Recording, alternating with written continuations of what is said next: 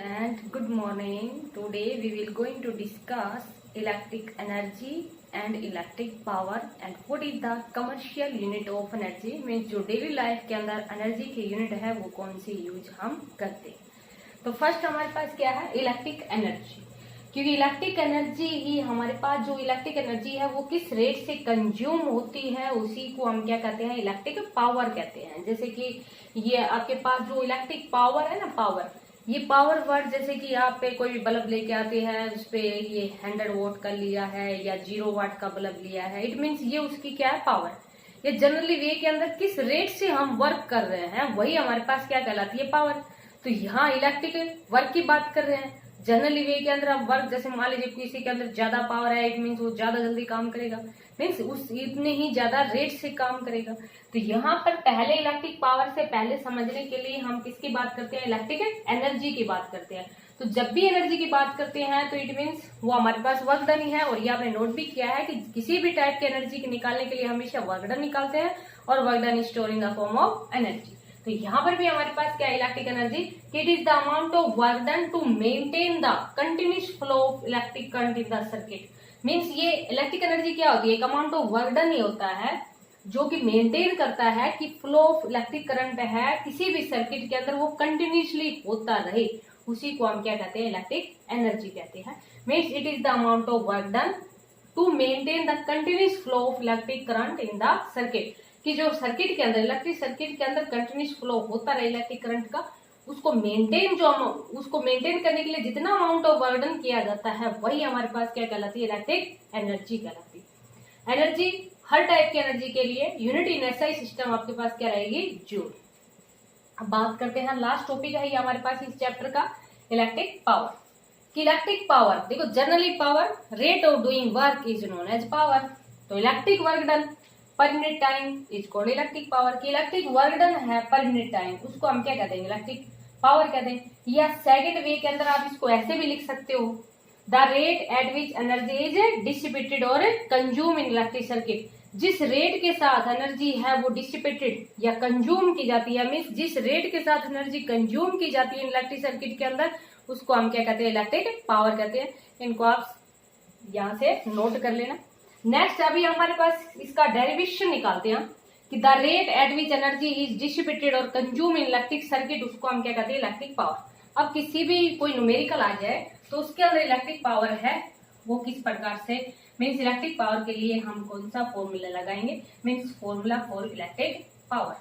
तो अभी हमने क्या देखा कि जो इलेक्ट्रिक पावर है हमारे पास, इलेक्ट्रिक पावर वो किसके इक्वल है, इलेक्ट्रिक वर्क डन या energy consumed, electric work done कहते हैं, या हमारे पास क्या थी, एनर्जी कंज्यूम्ड और डिवाइड बाय टाइम टेकन।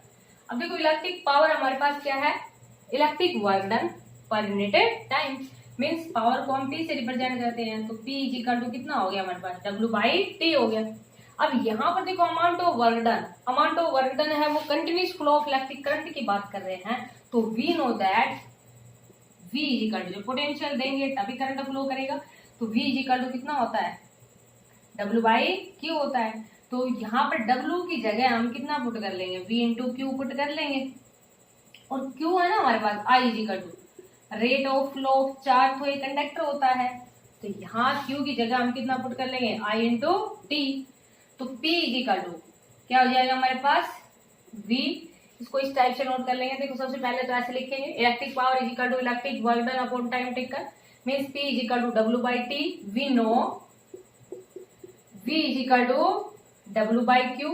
तो यहां से therefore W is equal to V into Q and also electric current ऐसे लिखते हैं, I is equal to Q by t, so Q is equal to I into t. यहां पर लिख देंगे फर्स्ट, यहां पर लिख देंगे second, from equation second W is equal to कितना आ गया, V, Q की जगह कितना पुट कर देंगे, I इंटू टी, तो W इज इक्वल टू कितना आ गया, V I T। यहाँ इसके बाद में मैं इधर लिख रही हूँ from equation first, P is equal to W की जगह हमने कितना पुट कर लिया, V I T और डिवाइड बाई T। टी से टी कैंसिल हो गया, तो P इज इक्वल टू कितना आ गया हमारे पास है वी आई। तो P की देखो एक फॉर्मूला हमारे पास ये आ गया पावर का। पहला फॉर्मूला क्या था पावर का कि rate of doing work is known as power. अगर हमारे पास वर्क डन दे रखा है, टाइम दे रखा है, तो डायरेक्ट फॉर्मूला यूज कर लेंगे। लेकिन अगर हमारे पास पोटेंशियल दे रखा है और करंट दे रखा है तो पावर का ये फॉर्मूला लगाएंगे। और फॉर्मूला देखो पावर का, वी नो दैट, यहां लिख देंगे from Ohm's law, continue note करते रहना इसको इसी तरह से। From Ohm's law V is equal to कितना होता है आई आर। तो यहां से देखो P is equal to V की जगह आई आर पुट कर दिया, तो नेक्स्ट फॉर्मूला हमारे पास क्या बन जाएगा कि जब करंट और रेजिस्टेंस दे रखा है तो क्या फॉर्मूला बन जाएगा आई स्क्वायर इंटू आर। अभी यहां देखो आई की जगह हम कितना पुट कर दें, आई की जगह P बाई वी पुट कर दें, या फिर यहाँ ये जो आई है ना आई, इसकी जगह हम V बाई आर पुट कर दें। तो देखो यहीं पर और पावर का फॉर्मूला क्या आ जाएगा कि आई की जगह हमने कितना पुट कर दिया V by R, already V है तो कितना आ जाएगा V स्क्वायर बाई आर। तो देखो ये नेक्स्ट फॉर्मूला हो गया। तो पावर के हमारे पास कितने फॉर्मूले आए, पावर W बाई टी। अगर वर्क टाइम दे रखा है डायरेक्ट यूज करेंगे। यहां से देखो हमारे पास पावर का फॉर्मूला क्या आ गया V इंटू आई। अगर हमारे पास पोटेंशियल और करंट दे रखा है तो ये वाला फॉर्मूला यूज करेंगे। अगर हमारे पास करंट और रेजिस्टेंस दे रखा है तो ये वाला फॉर्मूला यूज करेंगे। समझ आ गया होगा, दोबारा रिप्ले कर लेना।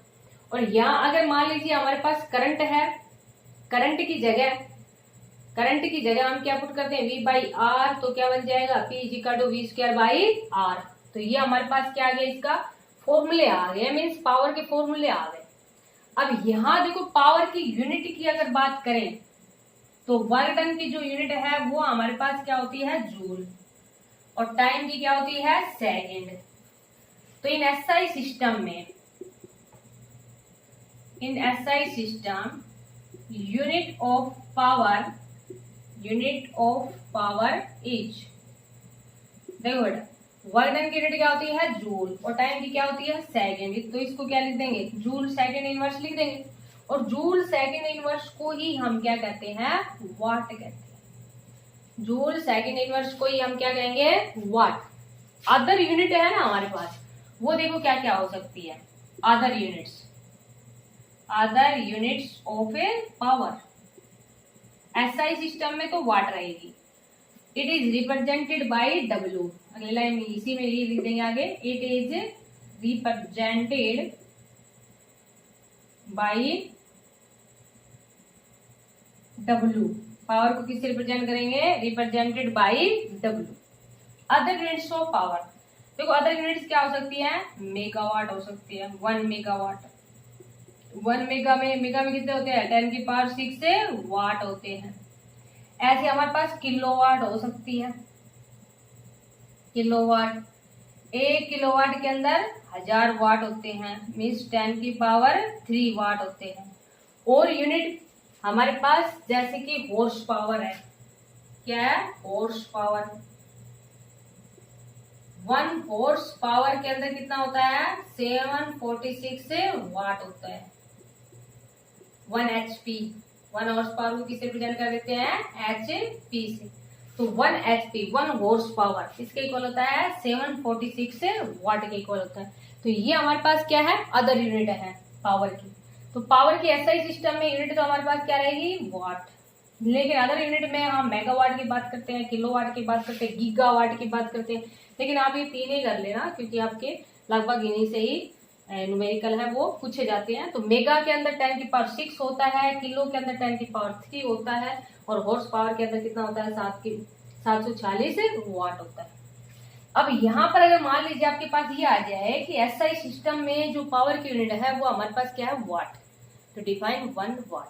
तो अब हम डिफाइन करेंगे 1 वाट को। देखो सिंपल सी बात है कि जब यहाँ पर 1 वाट को डिफाइन करना है, जब भी किसी भी टाइप की यूनिट को डिफाइन करना होता है तो हम क्या लिखते हैं कि वी नो, देखो डिफाइन 1 वाट। क्वेश्चन क्या है हमारे पास डिफाइन 1 वाट, कि 1 वाट को डिफाइन करो। तो वी नो, या हम ये कह देंगे इलेक्ट्रिक पावर है, इलेक्ट्रिक पावर या किससे रिप्रेजेंट कर देंगे P। तो वो हमारे पास किसके इक्वल है, work done divide by time. अच्छा, इसमें एक लाइन और लिख लेना, it is a scalar quantity. ये कैसी क्वांटिटी हमारे पास है, स्केलर क्वांटिटी। जहां यूनिट लिखी थी वहीं पर आप क्या लिख लोगे, it is a scalar quantity. देखो कहीं भी एरो नहीं लगाई, क्योंकि वर्क डन स्केलर क्वांटिटी है, टाइम स्केलर है, तो पावर भी क्या है, स्केलर, तो इसलिए कहीं पर कोई एरो यूज नहीं किया। If work done W is equal to कितना हो, 1 जूल, और टाइम है ना, टाइम T, वो हमारे पास कितना हो, 1 second, then power P is equal to 1 watt. तो पावर हमारे पास क्या हो जाएगी, 1 वाट हो जाएगी। It means if 1 joule of work is done, 1 joule of work is done for 1 second, और 1 joule of work is done for usage in 1 second,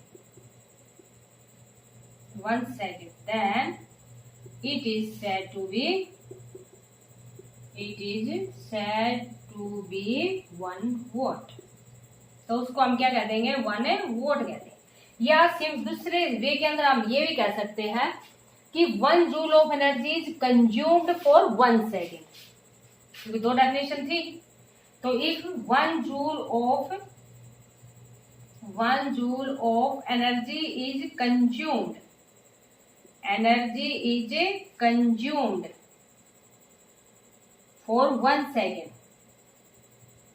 for 1 second, कि 1 सेकेंड के में 1 जूल ऑफ एनर्जी है वो कंज्यूम की जाती है, तो उसको हम क्या कह देंगे, वाट कहते हैं। तो ये था हमारे पास इलेक्ट्रिक पावर के बारे में। अब एक छोटा सा हो रहा है कि जो कमर्शियल यूनिट ऑफ एनर्जी है, जो डेली लाइफ के अंदर, नेक्स्ट टॉपिक हमारे पास क्या है, commercial unit of energy. Means जो डेली लाइफ के अंदर एनर्जी की यूनिट यूज करते हैं वो हमारे पास क्या है, कमर्शियल यूनिट ऑफ एनर्जी। जो डेली लाइफ के अंदर एनर्जी की यूनिट यूज की जाती है उसको हम क्या कहते हैं, कमर्शियल यूनिट ऑफ एनर्जी। तो कमर्शियल यूनिट ऑफ एनर्जी हमारे पास क्या है, किलोवाट आवर, क्योंकि देखो एनर्जी की बात कर रहे हैं। तो अभी हमने देखा था कि पावर हमारे पास क्या था, W/T था। तो W इज इक्वल टू कितना आ गया, P इंटू T। तो देखो we know P is equal to कितना होता है, W/T। और जब भी किसी भी टाइप की एनर्जी की बात करते हैं तो आपको बताया था वर्क डन की बात करते हैं। तो work done is equal to क्या हो गया, पावर मल्टीप्लाई टाइम। तो यहां से देखो वर्क डन, पावर को तो कितना ले लिया, 1 किलोवाट, और टाइम को कितना ले लिया, 1 आवर। तो ये वर्क डन है वो store in form of energy, work done is store in form of energy, कि वर्क डन है वो किसमें स्टोर हो गया, इन फॉर्म ऑफ एनर्जी। और वो हमारे पास क्या है, energy, means commercial unit of energy.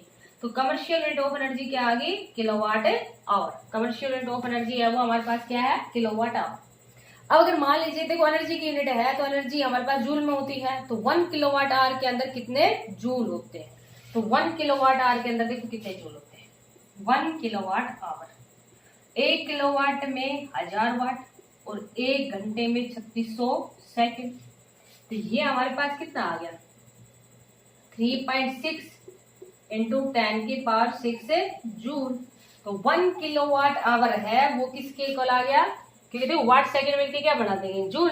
3.6 into 10 की पावर 6 जूल। और 1 किलोवाट आवर को ही हम क्या कहते हैं, 1 यूनिट कहते हैं, 1 किलोवाट आवर। ये नोट करने के बाद में लिख लेना कि 1 किलोवाट आवर है वो किसके इक्वल होता है, 1 यूनिट के इक्वल होता है। जैसे कि आपका जो बिजली का बिल आता है यूनिट में आता है, तो पहले वो क्या करते हैं कि जो एनर्जी होती है वो किलोवाट आवर में होती है, उसको चेंज करके किस में कन्वर्ट करते हैं, वो यूनिट में कन्वर्ट करते हैं। 1 किलोवाट आवर 1 यूनिट के इक्वल होता है, और 1 यूनिट कितने जूल के इक्वल होती है, 3.6 इंटू 10 की पावर 6 जूल के इक्वल होती है। तो ये था आपका टॉपिक, इलेक्ट्रिक पावर और commercial unit of energy. Thank you, have a nice day.